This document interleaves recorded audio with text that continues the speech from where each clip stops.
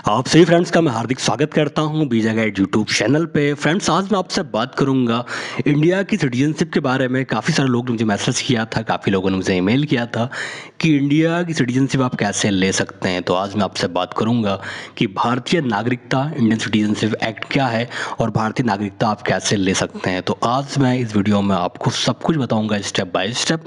बहुत ही छोटी सी वीडियो है। काफ़ी लोगों ने मुझे मैसेज किया, ईमेल किया कि क्या कोई बाहर का व्यक्ति, कोई फॉरेनर इंडिया में शादी करता है तो क्या उसको डायरेक्टली इंडिया की सिटीजनशिप मिल जाता है या नहीं मिलेगा, उसके बारे में आज बताइए। तो मैं आज आपको बताऊंगा कि अगर कोई फॉरेनर है, कोई विदेशी है जो इंडिया में शादी करना चाहता है, उसको डायरेक्टली सिटीजनशिप नहीं मिलेगा। जैसे कुछ देशों में प्रावधान है, कुछ देश ऐसे हैं जहाँ पर आप गए और आपने वहाँ पर शादी कर लिया, UK, New Zealand, Australia, Canada, Brazil, Mexico, वहाँ पे सिटीजनशिप बाय मैरिज का कानून है, प्रावधान है। आप वहाँ शादी कर लेते हैं तो आपको सिटीजनशिप में छूट मिलता है। अगर नॉर्मली वहाँ पर सिटीजनशिप के लिए एप्लीकेशन करता है तो उसको 5 साल या 6 साल का वेट करना पड़ेगा। लेकिन अगर कोई वहाँ पे शादी कर लेता है तो उसकी सिटीजनशिप मिलने का जो टाइम है वो प्रोसेस थोड़ा कम हो जाता है, 2 से 3 साल उसको छूट मिल जाता है।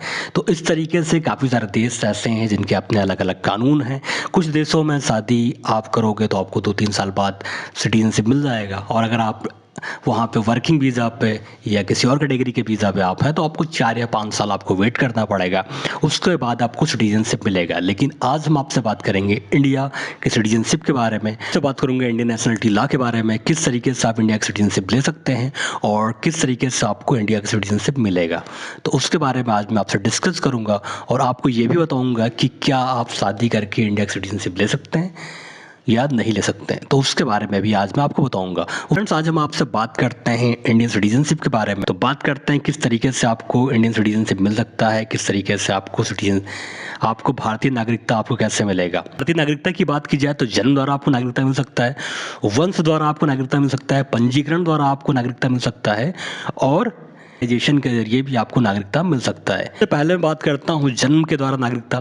तो 26 जनवरी 1950 से 1 जुलाई 1987 तक, 26 जनवरी 1950 से 1 जुलाई 1987 तक कोई भी व्यक्ति जो भारत में जन्मा है वह भारत का नागरिक है, उसे भारत की नागरिकता उसे प्राप्त है, उसे भारत की नागरिकता मिलेगा। उसके बाद है आपका 1 जुलाई 1987, 1 जुलाई 1987 के बाद में जन्मा कोई भी व्यक्ति जो भारत का नागरिक है, उसका कोई पेरेंट्स, माता या पिता जो भारत के नागरिक हैं, अगर हैं तो उनको भारत की सिटीजनशिप, भारत की नागरिकता उनको मिलेगा। 7 जनवरी 2004 के बाद पैदा हुआ कोई भी व्यक्ति भारत का नागरिक माना जाएगा यदि उसके दोनों अभिभावक, मतलब माता और पिता दोनों भारतीय नागरिक हैं, तो उसको भारतीय नागरिक माना जाएगा। उसके बाद मैं बात करता हूँ पंजीकरण के द्वारा सिटीजनशिप आप कैसे ले सकते हैं। ये मूल का व्यक्ति है और वो पंजीकरण कराना चाहता है अपनी नागरिकता के लिए, तो कम से कम उसको 7 साल भारत में रहना होगा, भारत में निवास करना होगा। अगर कोई ऐसा व्यक्ति है, कोई भारत में शादी करता है, तो उसको भी 7 साल भारत में रहना होगा।